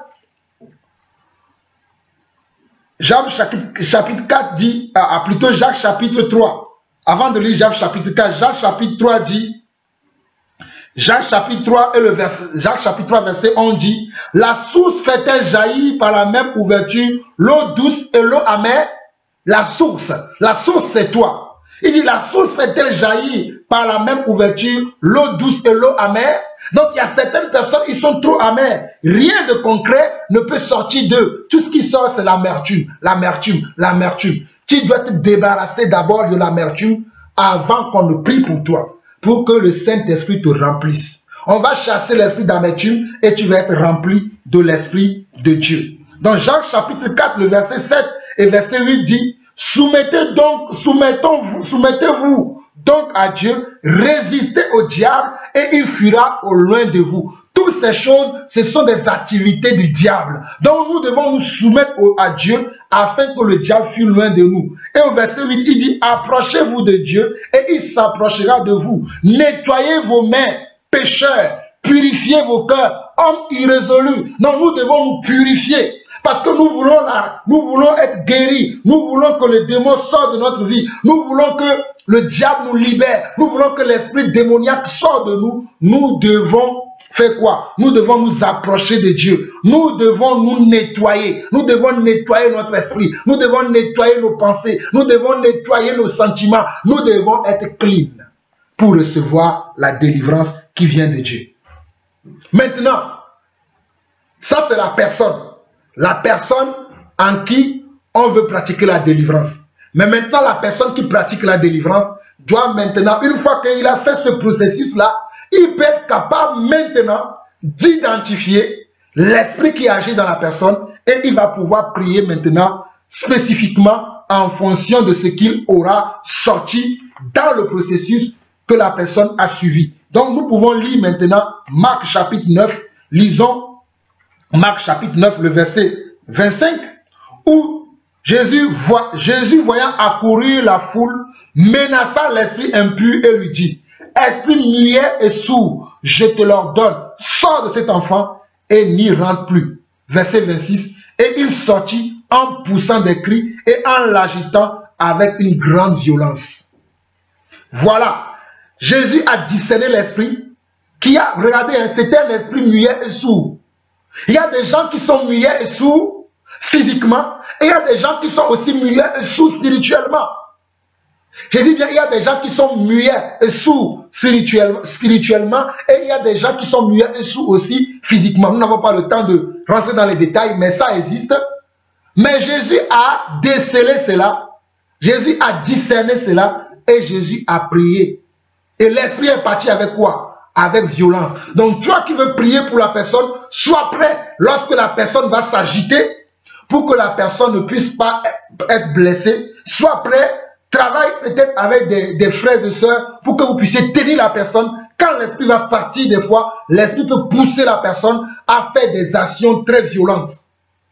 Je dis bien, l'esprit peut pousser la personne à faire des actions très violentes. Voilà pourquoi toi qui veux aller prier, fais attention de ne pas te retrouver seul. Si tu te retrouves seul devant un esprit qui s'agite beaucoup, ça peut être beaucoup compliqué. Ça ne veut pas dire que cela ne peut pas être fait, mais ça peut être beaucoup compliqué. Tu vas chasser l'esprit, mais le frère ou la sœur peut avoir beaucoup de séquelles après la délivrance. Donc il vaudrait mieux que tu sois avec des frères qui t'aident dans le travail. Nous pouvons lire également Matthieu 9, verset 32 à 33. Matthieu 9, verset 32 à 33. Matthieu 9, verset 32 à 33. Matthieu 9, verset 32 à 33 dit ceci. Comme il s'en allait, voici on amena à Jésus un démoniaque muet. Le démon ayant été chassé, le muet parla. Donc, nous sommes en train maintenant d'identifier les esprits démoniaques. Donc, il y a l'esprit muet et sourd. Et il y a l'esprit aussi, comment? Il y a l'esprit muet et sourd. Et voilà, il y a l'esprit muet et il y a l'esprit de sourd. Les démons ayant été chassés, le verset 33 dit, le démon étant chassé, le muet parla et la foule étonnée disait, jamais pareille chose ne s'est vue en Israël. Jamais pareille chose ne s'est vue en Israël. Donc il y a plusieurs esprits qui agissent dans les gens. Nous avons vu tout à l'heure dans Actes chapitre 16, le verset 16, nous allons le relire très rapidement. Nous l'avons déjà vu, mais nous allons le relire très rapidement. Où il y avait l'esprit de Python, qui est l'esprit de divination, que beaucoup de faux serviteurs utilisent aujourd'hui pour séduire, pour amadouer beaucoup de gens aujourd'hui. Mais moi, je ne vais pas m'attarder sur cela, parce que vous devez grandir pour discerner ces choses. Vous devez être adulte maintenant dans le Seigneur. Ce n'est plus notre ressort de venir. Regardez. Non, nous nous enseignons maintenant. Actes chapitre 7, verset 7, on nous dit, quand nous allions au lieu de prière, une servante qui avait un esprit de Python et qui en devinait procurait un grand profit à ses maîtres vint au-devant de nous. Donc il y a également l'esprit de Python. Il y a également l'esprit de Python qui est un mauvais esprit que nous devons chasser dans la vie des gens. Il ne faut pas surtout que nous soyons dans la légèreté quand nous chassons les esprits. Il ne faut pas que nous soyons dans la légèreté. Il ne faut pas que nous soyons dans un esprit familier. Parce qu'on ne doit pas discuter avec les démons, mais on doit les chasser. J'ai dit ça dès le départ. On ne discute pas avec les démons, mais on les chasse. Nous allons voir quelques passages à la fin. Vers la fin maintenant, nous allons voir quelques passages qu'on ne discute pas avec les démons, mais on les chasse. Mais voyons d'autres esprits encore. Il y a l'esprit de divination que l'apôtre Paul a vu, mais il y a aussi l'esprit d'infimité. Il y a l'esprit d'infirmité. L'infimité, il y a l'infimité charnelle, il y a l'infimité spirituelle. Donc regardons Luc chapitre 13, lisons le verset 11. Et voici, il y avait là une femme possédée d'un esprit qui la rendait infirme depuis 18 ans. Elle était courbée et ne pouvait pas du tout se redresser. Il y a une femme qui est possédée d'un esprit comment? Impur. Donc, il y a l'esprit d'infimité aussi, qui peut posséder des gens. Et les gens vont rester infirmes. Ils vont dire, moi j'ai mal tout le temps au dos, j'ai mal tout le temps au bras, j'ai mal tout le temps. Ça peut être aussi l'œuvre d'un démon. Et cela rentre par le péché. Chacun sait ce qu'il fait.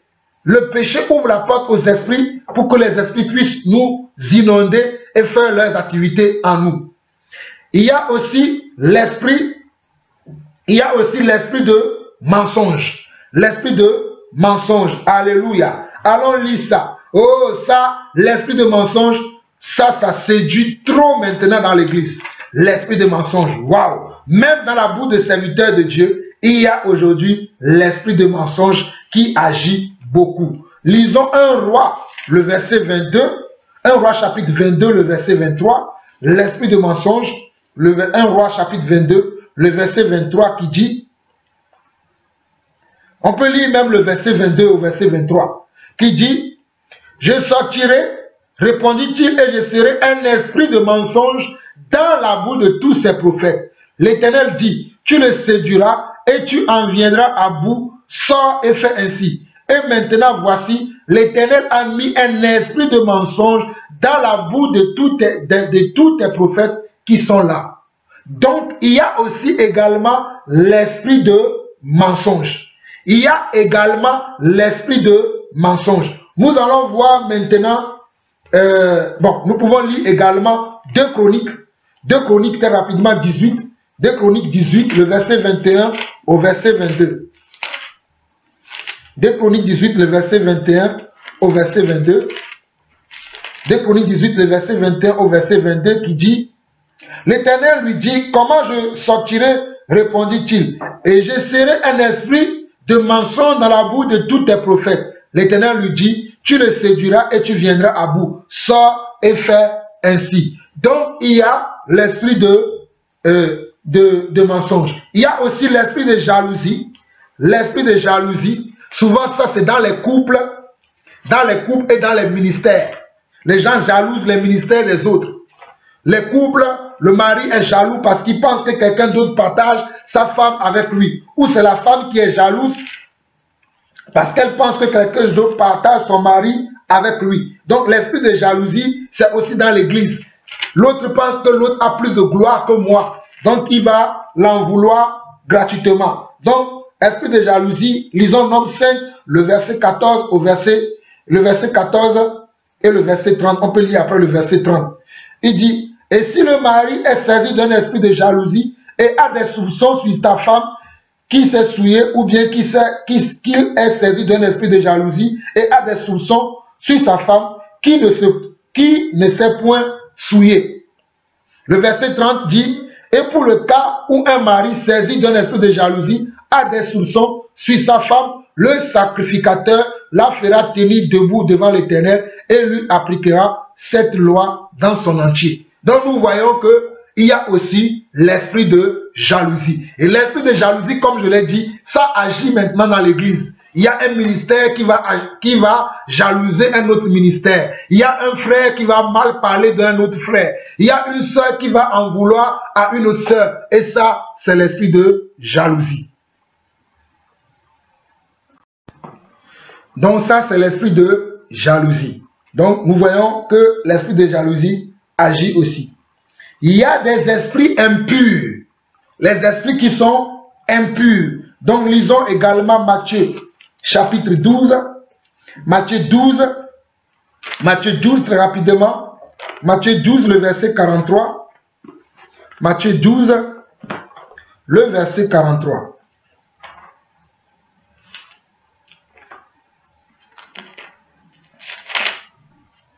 Des esprits impurs.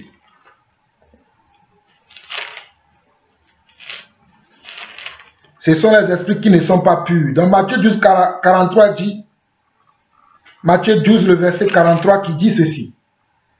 Lorsque l'esprit impur est sorti d'un homme, il va par des lieux arides, cherchant du repos, et n'en trouve point. Lorsque l'esprit impur est sorti d'un homme, il va chercher des lieux arides, cherchant du repos, et il n'en trouve point. Regardez la suite. La suite est très importante. Là, nous allons voir que lorsqu'on chasse le démon dans la vie de quelqu'un, il faut passer du temps avec la personne. Il faut remplir la personne automatiquement de l'esprit. Il faut remplir la personne automatiquement de la parole de Dieu. Il faut passer du temps avec la personne. C'est très important. Regardez, au verset 44 de Matthieu chapitre 12, il dit, 44 au verset 45.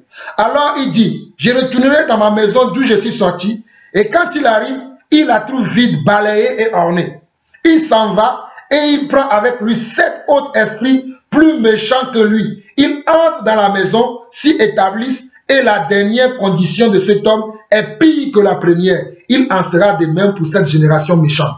Donc lorsqu'on pratique la délivrance dans la vie de quelqu'un, il faut ensuite, une fois que la délivrance est finie, il faut qu'on remplisse la personne de l'Esprit de Dieu.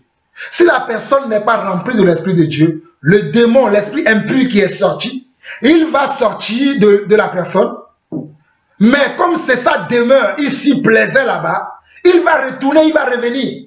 Si la personne n'est pas remplie de l'Esprit, si la personne n'a pas une vie de piété, si la personne n'a pas une vie droite devant le Seigneur, le démon là, qui est l'esprit impur qui est sorti, il va aller chercher d'autres esprits, dont l'esprit méchant. Donc il y a aussi des esprits méchants. Donc il va aller chercher des esprits méchants et ils vont revenir en lui.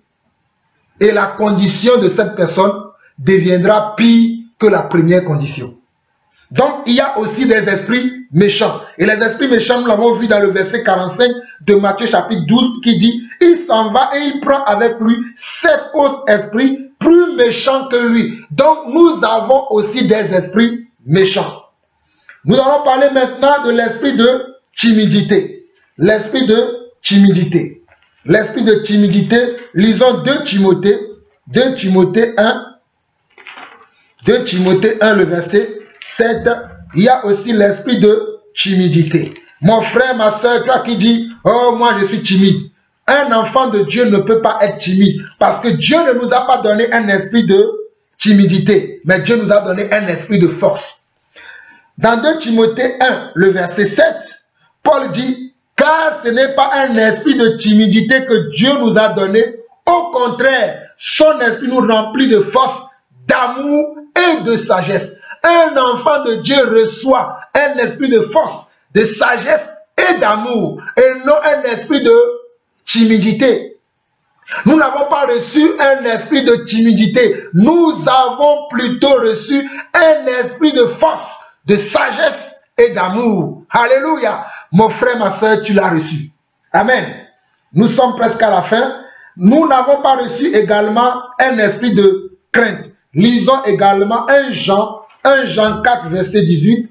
1 Jean 4, verset 18, très rapidement. 1 Jean 4, verset 18. 1 Jean 4, verset 18. 1 Jean 4, verset 18.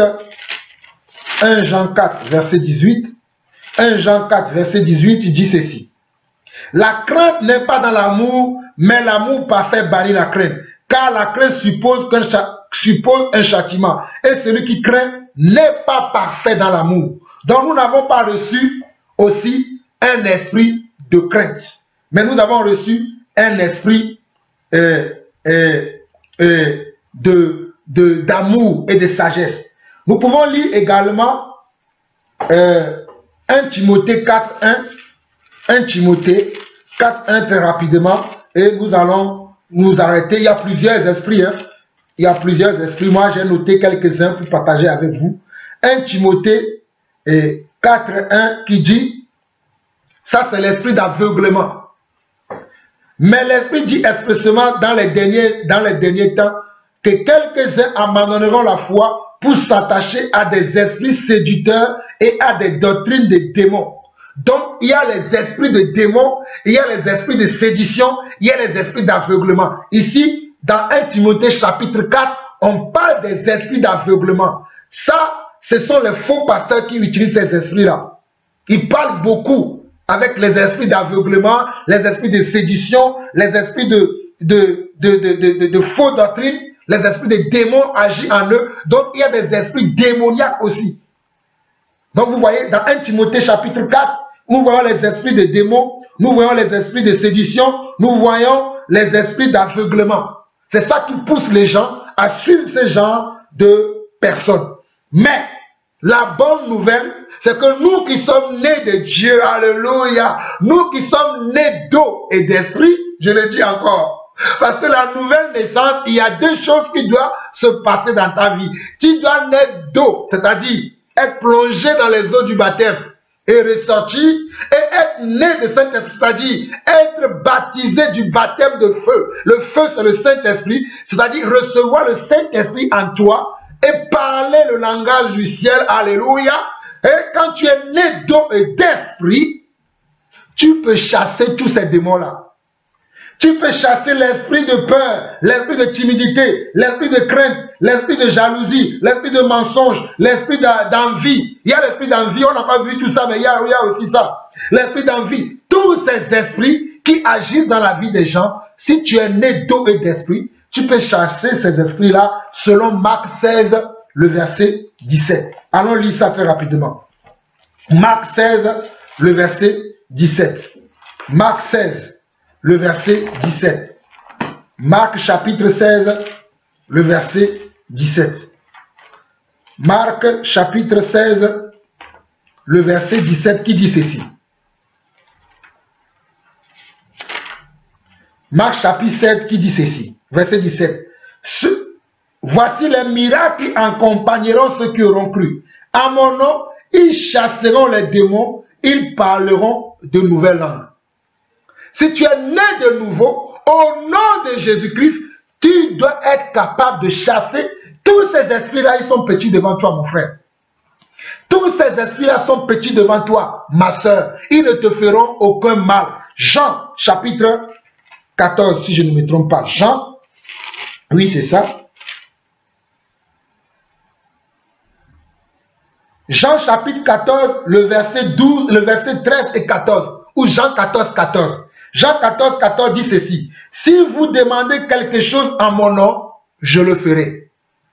Donc mon frère, ma soeur, tout ce que toi et moi nous allons demander parce que nous voulons chasser l'esprit de mensonge, l'esprit de jalousie, l'esprit de timidité, l'esprit d'aveuglement, l'esprit de séduction, tous les esprits qui peuvent avoir dans l'église, au nom de Jésus, toi et moi, nous pouvons les chasser. Marc et Jean 14, 14. Ou non, Jean 14, verset 13 à 14. Et tout ce que vous demanderez à mon nom. Jésus a dit, et tout ce que vous demanderez, vous les disciples, tout ce que vous demanderez à mon nom, je le ferai, afin que le Père soit glorifié dans le Fils.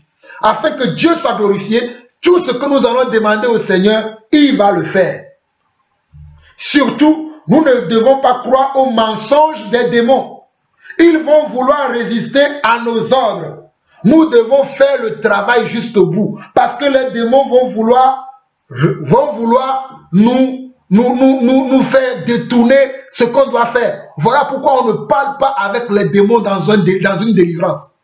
On ne parle pas avec les démons dans la délivrance. Nous ne devons pas laisser les démons nous détourner de ce que nous faisons. Lisons rapidement Jean chapitre 8, le verset 44. Jean chapitre 8, le verset 44 dit, « Vous avez pour père le diable et vous voulez accomplir les désirs de votre père. Il a été meurtrier dès le commencement. Il ne se tient pas dans la vérité parce qu'il n'y a pas de vérité en lui. Lorsqu'il profère le mensonge, il parle de son propre fond, car il est menteur et le père du mensonge. » Lorsque vous voulez chasser un démon, ne prêtez jamais attention à ce que le démon dit, parce que le démon est un menteur. Le démon va vous amener sur de mauvaises pistes. On n'écoute pas les démons. On ne discute pas avec les démons. Lisons Luc chapitre 4. Lisons Luc chapitre 4. Très rapidement, Luc chapitre 4, le verset 34 et 35. Nous sommes presque à la fin. Je vous donne les clés d'une bonne délivrance. Luc chapitre 4, verset 34 et 35 dit ceci. Ah, qu'y a-t-il entre nous et toi, Jésus de Nazareth? Tu es venu pour nous perdre. Je sais qui tu es, le Saint de Dieu. Jésus le menaça, disant, tais-toi et sors de cet homme. Et le démon le jeta au milieu de l'assemblée et sortit de lui sans faire aucun mal. Regardez ce que Jésus a fait. Jésus n'a pas regardé à gauche, à droite. Il n'est pas là pour faire le show, le cinéma. Jésus vient, il vient délivrer. Il a chassé les démons tout de suite. Il n'a pas conversé, il n'a pas discuté avec les démons. Nous pouvons lire également Marc 1. Nous l'avons vu tout à l'heure, mais nous revenons dessus parce que c'est très important pour moi ces choses-là. Parce qu'aujourd'hui, ça c'est quelque chose que les diables utilisent pour séduire les gens. Les gens sont là, ils regardent ces choses à la télé, ils sont contents. Moi, je zappe ce genre de choses. Marc 1, verset 25 et le verset 34 qui dit ceci. Regardez le verset 25. Jésus le menaça, disant, tais-toi et sors de cet homme. Vous pouvez lire le verset 24 qui a dit, et le démon a parlé. Il a dit à Jésus ceci. Qu'y a-t-il entre nous et toi, Jésus de Nazareth? Tu es venu pour nous perdre. Je sais qui tu es, le Saint de Dieu. Jésus n'était pas content. Ah oui, le démon dit de bonnes choses sur moi. Non.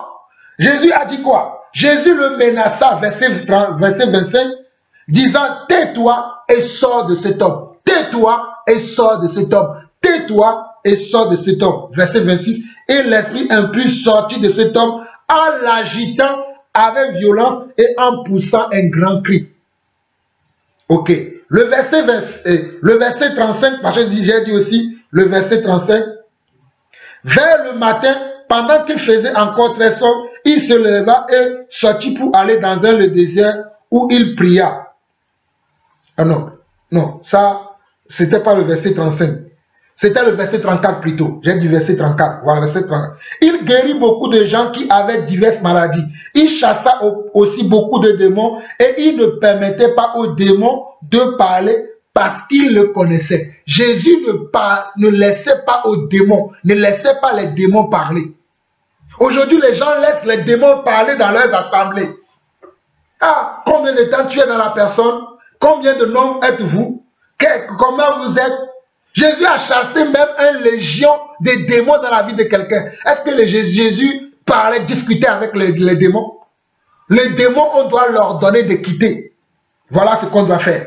On doit chasser les démons. On ne parle pas avec les démons. Pendant le processus de délivrance, le diable et ses démons mentent, ils trompent. Il ne faut pas leur laisser l'avantage sur nous. C'est très important. Nous pouvons lire également très rapidement Jean 8, peut-être nous l'avons déjà lu, mais nous allons voir ça très rapidement.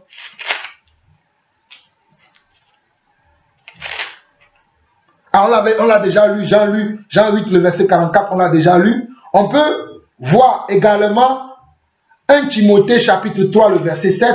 1 Timothée chapitre 3, le verset 7. 1 Timothée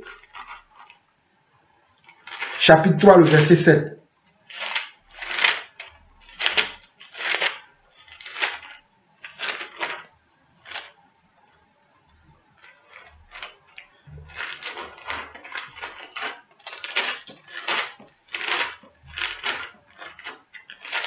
1 Timothée chapitre 3, le verset 7.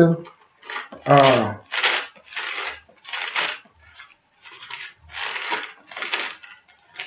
Oui, 1 Timothée 3, 7 qui dit, il faut aussi qu'ils reçoivent un bon témoignage de ceux du dehors afin de ne pas tomber dans le propre et dans les pièges du diable. Donc toi qui veux chasser un démon, il faut que tu aies un bon témoignage. Si tu n'as pas un bon témoignage, le démon va commencer à parler. Je te connais, tu as ceci, tu as fait cela. Et si toi aussi tu rentres dans le jeu des démons, tu commences à discuter avec lui, vous êtes mal parti et la délivrance ne se fera pas. Donc il faut que l'on fuit les conversations avec les démons. Mais surtout, ayons un bon témoignage. Voilà pourquoi toi qui veux délivrer quelqu'un, qui veut pratiquer la délivrance, tu dois avoir une vie droite devant le Seigneur. Une vie qui craigne le Seigneur. Amen. En tout cas, nous ne devons pas discuter avec les démons. Nous devons les chasser comme cela se doit. Nous devons les envoyer dans les lieux arides, là où il y a leur place. Nous ne devons pas leur faire de cadeaux. Nous ne faisons pas de cadeaux aux démons, mais nous les chassons et nous les envoyons dans les lieux arides. Nous pouvons lire également Luc 4, le verset 36, qui est très important. Tous furent saisis de stupeur et ils se disaient les uns aux autres, quelle est cette parole? Il commande avec autorité et puissance aux esprits impurs et ils sortent. Donc nous devons commander avec autorité, nous devons ordonner avec autorité aux démons et les envoyer dans les lieux arides comme Jésus faisait. Va dans les lieux arides, va dans les lieux de tourment. Au nom de Jésus, quitte ce corps. Au nom de Jésus, sors d'elle. Au nom de Jésus, sors de lui. Au nom, on doit ordonner avec autorité. Luc 4, le verset 36. On dit, tout fut saisi de stupeur et ils se disaient les uns aux autres, quelle est cette parole? Il commande avec autorité. Nous devons commander avec autorité. Car Jésus nous a donné l'autorité. Tout ce que vous me demanderez à mon nom, je le ferai. Donc les symptômes qui nous prouvent que le démon est en train de sortir ou que le démon est sorti, le symptôme c'est quoi? C'est que nous allons voir que la personne, les symptômes qui prouvent que le démon est sorti, c'est que la personne peut avoir des souffles. Il respire plus fort. Il respire plus fort. Là, tout d'un coup, la personne subitement il respire plus fort. Là, une respiration forte. Ça peut être aussi par des crachats. La personne crache. Ça peut être aussi la haine. La personne a une haine très colorique envers nous. Mais l'esprit va sortir. La personne a la haine, c'est parce que le démon est en train de sortir. Et la haine, la personne a une telle haine contre toi. Il dit, pourquoi tu parles? Un jour, je voulais chasser un démon, il a manifesté ça. Il a manifesté une haine. Toi, tais-toi. Toi, tais-toi. Parce que quand je priais, ça le dérangeait. Il dit, toi, tais-toi. Je l'ai ordonné au nom de Jésus, tais-toi. Sors de ce corps. Nous devons avoir l'autorité dans notre parole. Donc, des fois, les personnes peuvent vomir même. Le vomissement veut dire que les vomissements veut dire que le démon est en train de sortir. Des fois, la personne peut hurler. Les hurlements sont des signes que le démon est en train de sortir. Des fois, la personne peut avoir une respiration forte. C'est que la personne, le démon sort. Des fois, c'est que la personne peut pousser des cris. Hein? Des cris. Des fois, des cris. Des fois, la personne peut être agitée. Une agitation forte. C'est le signe que le démon est en train de sortir. Donc, les symptômes que les démons sont en train de sortir, ce sont ces choses-là. Les crachats, les vomissements, les respirations fortes, des cris très forts, de l'agitation. Et des fois, il peut y avoir même des contorsions. La personne, c'est comme si il fait des... Tout ça là, ce sont des signes que le démon est en train de sortir. Et quand ils sortent, nous pouvons les envoyer où nous voulons et nous les envoyons dans les lieux arides. Et quand le processus est terminé, il faut remplir la maison, c'est-à-dire la personne, en lui imposant les mains, transmettant à la personne la foi, à la personne l'amour, après avoir fait un suivi de la personne. La personne doit venir maintenant, si nous avons une communion fraternelle, nous pouvons inviter la personne à venir à la communion fraternelle ou dans notre église. Hein. Si nous avons une église, si nous avons une maison ou un lieu où nous prions, nous pouvons convier la personne pour que la personne puisse recevoir maintenant des enseignements, pour que la personne soit maintenant encadrée, afin que ce que nous avons lu dans Matthieu plutôt, chapitre 12, le verset 43 au verset 45, ne se produit pas dans la vie de la personne, pour que le démon, l'esprit que nous avons chassé, ne puisse pas revenir après avec d'autres esprits plus méchants que celui qu'on a chassé.